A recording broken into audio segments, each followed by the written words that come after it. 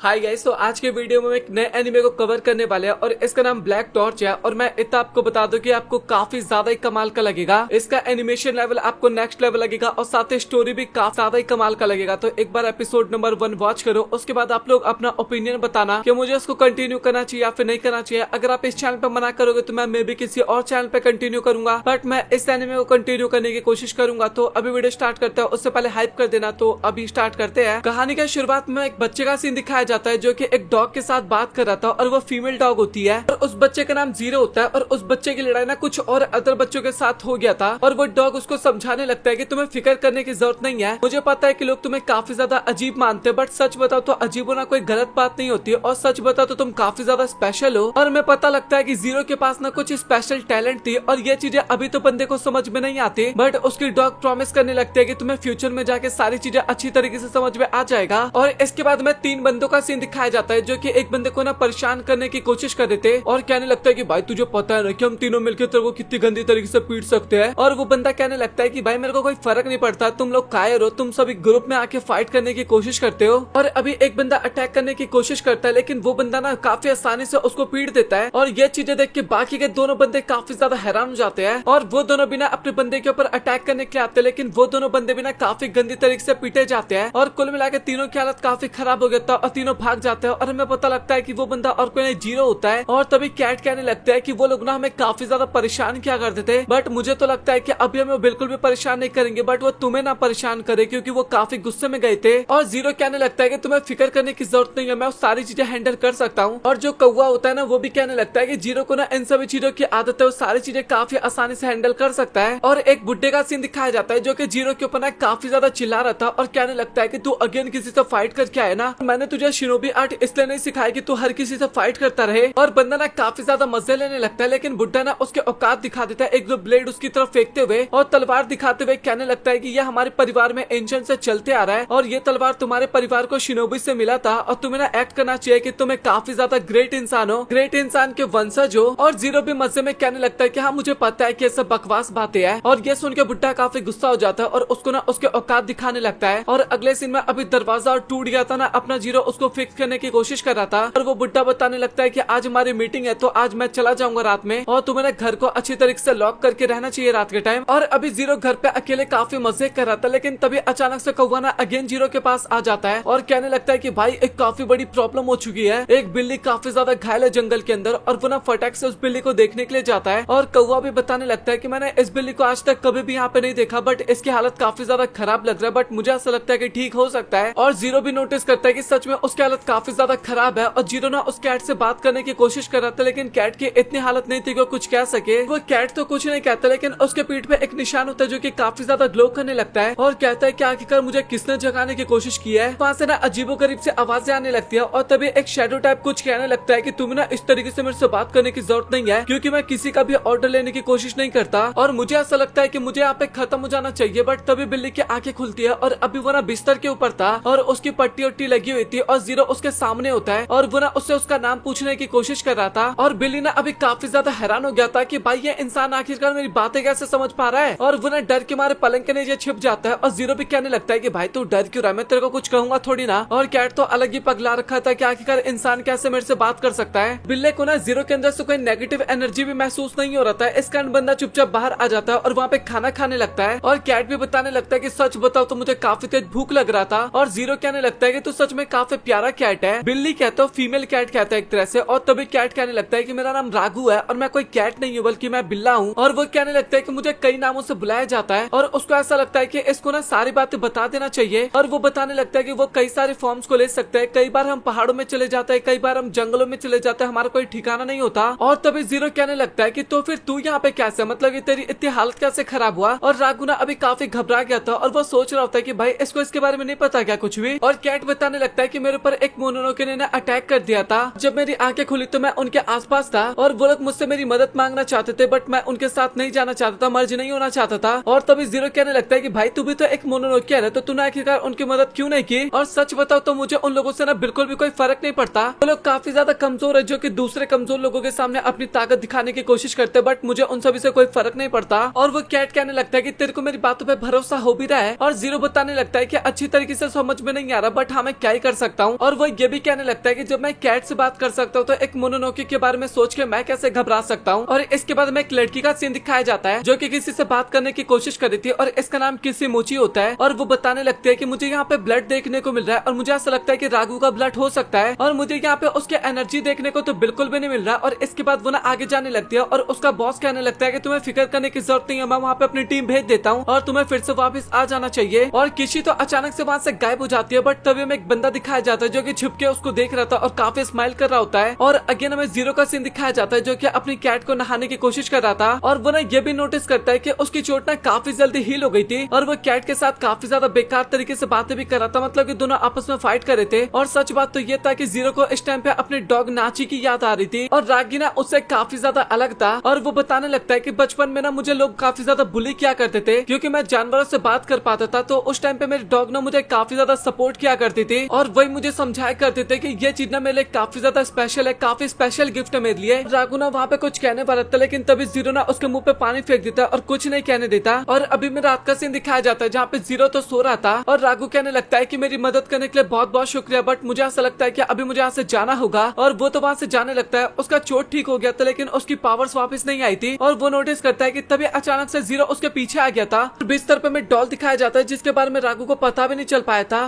तभी जीरो कहने लगता है कि भाई तू आखिरकार कहाँ पे जाने की कोशिश कर रहा है। और राघु ना उसको कुछ भी बताने से मना करने लगता है और कहता है कि तेरे को क्या फर्क पड़ता है और कहीं तुझे लगता है कि तूने मेरी जान बचाई है तो एहसान कर दिया है। ऐसा कुछ भी नहीं है क्योंकि मैं अपने आप को भी हिल कर सकता था और अगर मैं मर भी जाता तो मुझे कोई ज्यादा फर्क नहीं पड़ता। और जीरो कहने लगता है कि अगर तुझे कुछ नहीं बताना तो मुझे मत बता, बट तू इस टाइप की मरने वाली बातें मत कर, काफी गुस्से में कहता है। और राघु जो होता है ना वो इसके बाद अपनी पावर्स दिखाने लगता है और कहता है कि तुझे ना चुपचाप अंदर चले जाना चाहिए और तुझे पता है ना कि मैं एक मोनोनोके हूँ और मैं इंसान को भी खा सकता हूँ, तो मैं तेरे को बख्श रहा हूँ इस टाइम पे। और तभी अचानक से वहाँ पे एक बंदा आ जाता है और वो कहने लगता है कि भाई तुम दोनों तो काफी ज्यादा फन कर रहे हो, तो मुझे ऐसा लगता है कि मुझे भी तुम्हें ज्वाइन कर लेना चाहिए। और राघु को तो अभी पता चल जाता है कि अभी तक वो सभी लोग उसका पीछा करने की कोशिश कर रहे हैं और जीरो भी ना इस टाइम पे काफी ज्यादा गुस्सा हो गया था कि आखिरकार अचानक से कौन बंदा आ गया। बट तभी अचानक से बंदा ना अपने आप को ट्रांसफॉर्म कर लेता है और राघु ना अचानक से उस बंदे के ऊपर अटैक करता है और अटैक करने के बाद वहाँ से भागने लगता है। और जीरो को तो कुछ भी समझ में नहीं आता कि यहाँ पे चल क्या रहा है। और वो जो मॉन्स्टर जैसा बंदा था ना वो भी अभी उनके पीछे पड़ा हुआ था और राघु की हालत अभी काफी ज्यादा खराब था। इस कारण बंदा ना काफी आसानी से उसको पकड़ के ना उसके ऊपर काफी तेज पटकी देता है और राघु काफी दूर जाके गिरता है। और वो बंदा कहने लगता है कि यार मैंने तो सुना था कि तू लेजेंडरी मोनोनोके है और तू तो इतनी आसानी से पिट रहा है, तो मेरे को समझ में नहीं आ रहा कि आखिरकार क्या सीन चल रहा है। और वो कहने लगता है कि तुझे चुपचाप मेरे साथ चलना होगा और सच बताओ तो मैं अपने साथी को बिल्कुल भी नहीं मानना चाहता। और राघु भी कहने लगता है कि भाई तू थोड़ा पागल पागल है क्या, आखिरकार तुझे किसने कहा कि मैं तेरा साथी हूँ। और कहने लगता है कि मुझे पता है कि तुझे मेरी पावर चाहिए और अगर तुझे पावर चाहिए तो तेरे को मेरे साथ फाइट करना पड़ेगा। और इस टाइम पे कैटिना अभी काफी ज्यादा बैडी बन जाता है और अभी जो बंदा होता है ना वो भी कोई एनिमल था लेकिन अभी आधे फॉर्म में था वो, और अभी दोनों के बीच में फाइट होने वाला था लेकिन तभी बीच में जीरो आ जाता है, अपनी कटाना लेके वहाँ पे आया था। और राघु ना अभी काफी गुस्सा होने लगता है कि तू पागल वागल है क्या, आखिरकार तू यहाँ पे क्या कर रहा है। और जीरो कहने लगता है कि भाई तू पागल है, अगर मैंने तेरी जान बचाई है तो आखिरकार मैं दोबारा तेरी जान ना बचा तो उसका फायदा ही क्या होगा। और राघु भी कहने लगता है कि भाई तू जिससे फाइट करने की कोशिश कर रहा है वो कोई नॉर्मल बंदा नहीं है। और जीरो कहने लगता है कि मुझे नहीं पता है कि वो कौन है, बट सच बताओ तो मुझे कोई फर्क नहीं पड़ता। और अभी वो बंदा जो था ना वो भी अपने आप को पूरी तरीके से ट्रांसफॉर्म कर लेता है और वो गोरिल्ला या पता नहीं क्या लग रहा था, आप लोग कमेंट सेक्शन में अपने आप ही बता देना देख के। और वो कहने लगता है कि भाई तू मुझे सच में काफी कमाल का लग रहा है क्योंकि तू मुझे देख के अभी भी नहीं डरा, ना उस टाइम पे डरा था,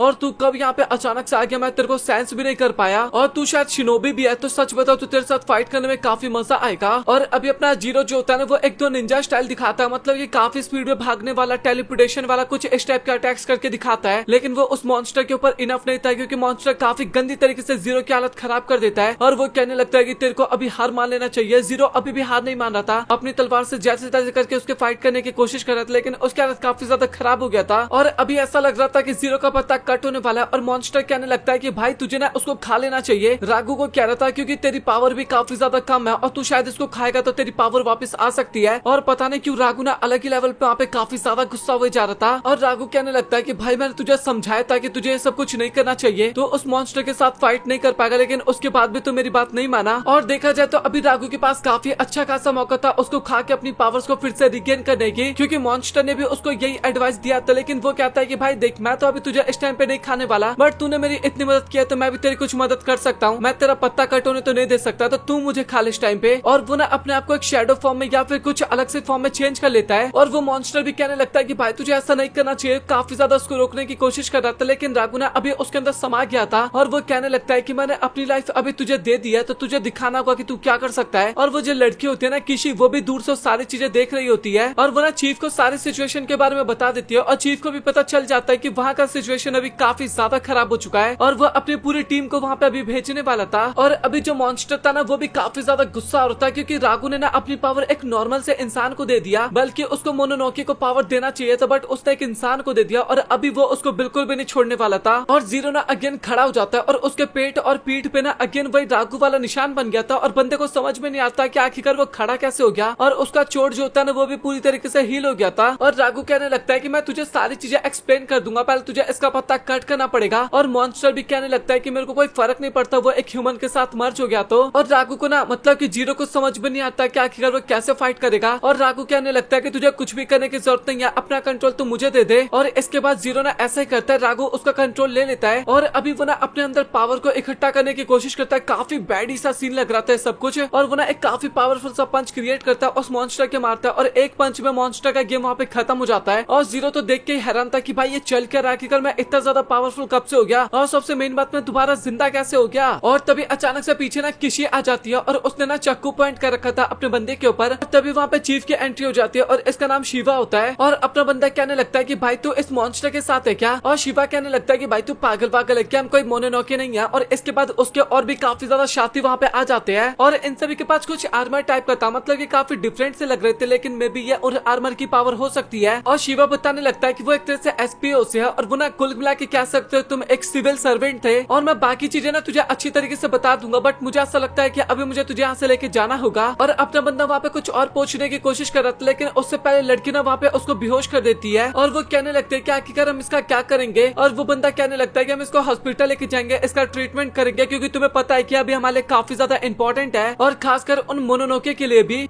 सच बताऊं तो ज्यादा चीजें एपिसोड नंबर 1 से पता नहीं चल पाए, लेकिन उसके बाद भी कहूंगा कि एपिसोड काफी ज्यादा कमाल का था, मुझे काफी अच्छा लगा। आप लोग अपना ओपिनियन कमेंट सेक्शन में बताना कि मुझे इसको कवर करना चाहिए या फिर नहीं करना चाहिए। और फ्यूचर के एपिसोड में सारी चीजें पता लगना स्टार्ट हो जाएगा और मुझे ऐसा लगता है कि इस एपिसोड को 9+ की रेटिंग मिलेगी। इसके ऊपर आप सभी का क्या ओपिनियन है, एक बार ओपिनियन कमेंट सेक्शन में बताना। सो मिलता है आप लोगों से अगली वीडियो में और प्लीज कमेंट सेक्शन में बता देना कि मुझे इसको स्टार्ट करना चाहिए या फिर नहीं करना चाहिए। सो मिलता है आप लोगों से अगली वीडियो में, तब तक के लिए गुड बाय।